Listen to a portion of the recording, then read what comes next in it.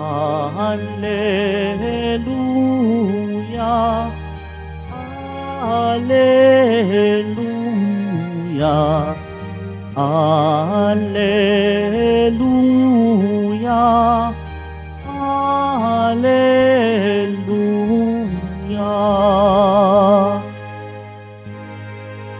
Ang tinig ko'y pakikinggan ng kabilang sa aking kawan, ako'y kanilang susundan.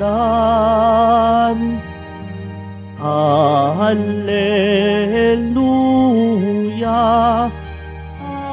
Alleluia, Alleluia, Alleluia.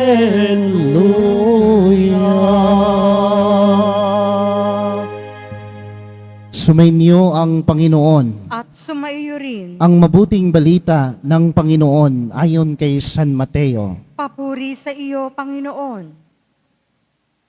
Noong panahong iyon, sinabi ni Jesus, "Saba ninyo mga eskriba at mga pariseyo, mga mapag-imbabaw, hinahadlangan ninyo ang mga tao upang hindi sila mapagharian ng Diyos. Ayaw na ninyong pasakop sa paghahari ng Diyos. Hinahadlangan pa ninyo ang ibig pasakop. Saba ninyong mga eskriba at mga pariseyo, mga mapang-imbabaw, inuubos ninyo ang kabuhayan ng mga babaeng balo at ang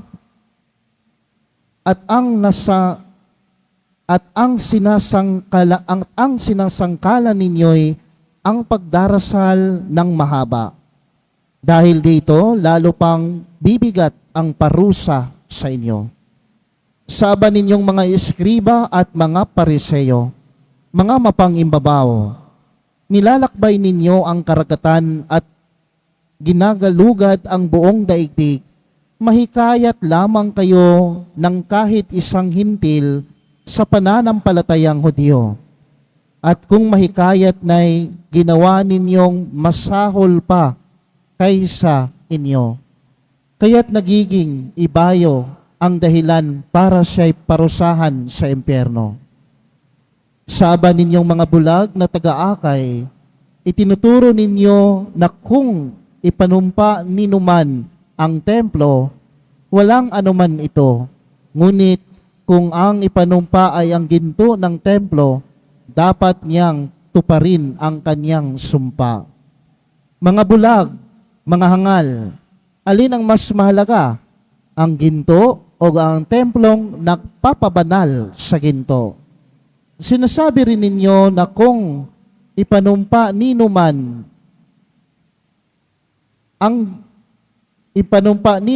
ang dambana, walang anuman ito. Ngunit ang ipanumpa ay ang handog na nasa dambana, dapat niyang tupdin ang kanyang sumpa. Mga bulag, alin ba ang mas mahalaga? Ang ginto o ang dambanang nagpapabanal sa handog? Kaya nga kapag ipanumpa ninuman ang dambana, ipanunumpa niya iyon at ang lahat ng handog na naroon. Kapag ipanumpa ninuman ang templo, ipanunumpa niya iyon at ang tumatahan doon. At kapag ipanunumpa ninuman ang langit, ipanunumpa niya ang trono ng Diyos at ang nakaluklok doon. Mga kapatid, ang mabuting balita ng Panginoon. Pinupuri ka namin, Panginoong Hesukristo. Magsiupo muna po ang lahat. Magandang umaga po sa inyong lahat. Pakibati po ang inyong mga katabi ng isang magandang umaga at kumustahin niyo po ang inyong katabi at sabihin niyo sa kanila, kumusta ka na? No, ganun din yung nasa tao, yung katabi, yung sa likuran din niyo, kumustahin niyo din po sila. Alam niyo po ay siguro yung way back nung bata pa ako, gustong-gusto ko pong mag-Flores de Mayo, no?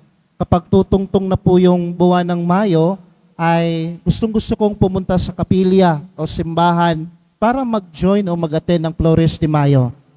May mga ilan sa mga kaibigan ko na sinasabi sa akin na mag-attend ka lang ngayon pero bukas huwag ka nang mag-attend, no? Gala na lang tayo, mag-bike na lang tayo kasi bakasyon, di ba? Magpalipat na lang tayo ng saranggola. Alam nyo naman pag ang Flores de Mayo ay mostly talaga rito hapon ginaganap, no? So, minsan sinasabi ng kaibigan sa akin na hindi ka naman makadiyos, ang pinupunta mo lang diyan ay yung merienda lang, no? Hindi ka naman nagro-rosaryo, no? Hindi ka naman ganyan-ganyan, ang pinupunta mo lang naman yan, makakain ka ng merienda, no? So, ayun, no? Madaming hadlang. Isa siya naging sa ng kaibigan ko na naging hadlang upang makilala ko ang ating Panginoon. Nung ako ay naging pari na, minsan sinasabi ko din sa aking mga lector at commentator, sabi ko sa kanila, magpapalit na lang kayo mamayang hapon, sama na lang kayo sa akin kasi wala na akong misa, no? Manood na lang tayo ng sine. Sinasabi nila sa akin, ano pa, Father, pari ka pa naman, no? Bakit mo kami hinahadlangan? Magsiserve kami mamayang hapon. Pero dino-joke ko lang naman sila, tinitest ko lang sila kung saan aabot ang kanilang paglilingkod sa Diyos. Bakit ko po yan nabagit, my dear brothers and sisters? Sapagkat ang paanyaya sa ating ebanghelyo ngayon, dalawa ang paanyaya sa atin, no? Ang invitation sa atin. Ikaw, ako ba, o kayo ba, ay naging hadlang sa inyong kapwa upang makilala nila ang pag-ibig at biyaya ng Diyos sa kanilang buhay. No? Ikaw ba ay naging hadlang sa iyong kapwa upang sila ay mataimtim na sumunod sa ating mahal na Poong Jesus Nazareno? O di kaya, ikaw ay naging biyaya at naging daan sa iyong kapwa upang makilala nila ang ating Panginoon, upang makilala nila ang pag-ibig at maramdaman nila ang pag-ibig at pagkalinga at pagmamahal ng ating Panginoon. No? Dalawa lang yan. Sa pagkatao natin, maaring ikaw ay hadlang o di kaya ikaw ay grasya, ikaw ay biyaya sa mga taong hindi nakakakilala sa ating Panginoon at ikaw ay naging daan sa kanila upang sila ay makilala nila ang ating mahal na Poong Jesus Nazareno. Pero kung ikaw ay hadlang, ay hindi po maganda yan. Kaya sa ating ebanghelyo, isa sa dahilan kung bakit galit o nainis ang ating Panginoong Hesukristo, ang mahal na Pong Jesus Nazareno, sa mga Pariseyo at Eskriba, sapagkat ang mga Pariseyo at Eskriba, sila ang naging hadlang upang makilala nila ang ating Panginoong Hesukristo. Sila ang naging hadlang upang kanilang masundan ang ating Panginoong Hesukristo. Marami silang ginagawa upang maging hadlangan, upang makilala nila ang ating Panginoon. Sapagkat ayaw ng mga Pariseyo at mga Eskriba na ito na sumunod sa ating Panginoong Hesukristo. Kaya nainis, nagalit, sabi ng ating Panginoon, mapang-imbabaw kayo. Yung may mga gustong sumunod, hinahadlangan pa ninyo. No? Yung may gustong makilala ako, anong ginagawa ninyo? Kayo pa ang naging dahilan upang mahadlangan ito. Kaya sa buhay natin, no? Kung ating pag-iisipan, nagiging Pariseyo at nagiging Eskriba tayo sa kapwa natin, kung minsan hinahadlangan natin sila na makilala ang ating Panginoong Hesukristo. No? Yun bang tinitempt mo sila? Huwag ka nang magsimba. Diba? Dito na lang tayo, huwag ka nang magsimba. No? Ganyan, etc., etc. Pero ulitin ko, kapag ikaw ay naging isang biyaya at grasya doon sa iyong kapwa, na ikaw ay naging daan na makilala ang ating mahal na Pong Hesukristo, matuwa ka sapagkat natutuwa ang Diyos sa iyo. Matuwa ka sapagkat nagagalak ang Diyos sa inyo. Sapagkat ikaw ay naging paraan, ikaw ay naging daan upang yung katabi mo, yung kapwa mo, yung kapitbahay mo, ay ngayon nakikita mo na na nagsisimba na, nagdadasal na, isang mabuting deboto na sa mahal na poong Jesus Nazareno.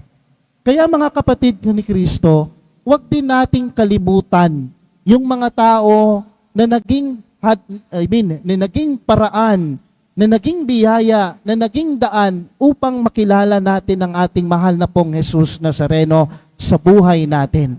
Pasalamatan natin sila sapagkat sila ang pinadala ng Diyos, sila ang instrumento ng Diyos. Pero kung yan ay naging hadlang, balakid sa pagsunod mo sa ating Panginoong Hesukristo, hindi yan padala ng Diyos, no? Hindi yan instrumento ng Diyos. Kaya, ang paanyaya sa atin kung may mga hadlang, no? Hinahadlangan tayo sa ng kapwa natin para makilala natin ang ating Panginoon, huwag sana tayong magpadala. Ba? Huwag sana tayong malinlang sa kanila sapagkat alam natin kung may mataimtim tayong relasyon sa Diyos, sa ating mahal na pong Jesus Nazareno, hindi tayo magpapadala kahit anumang hadlang at balakid ng ating pananampalataya, ng ating pag-ibig at ng ating pananalig sa Diyos. Muli, tayo din sana maging instrumento ng Diyos, hindi maging instrumento na hadlangan natin yung kapwa natin. Yan lang ang paanyaya ng ating Panginoong Hesukristo, ang mahal na pong Jesus Nazareno sa ating Ebanghelyo. Maging biyaya ka, maging grasya ka, maging daan ka sa iyong kapwa upang sila ay makilala nila ang ating Panginoon at mataimtim na makasunod sa ating mahal na poong Jesus Nazareno.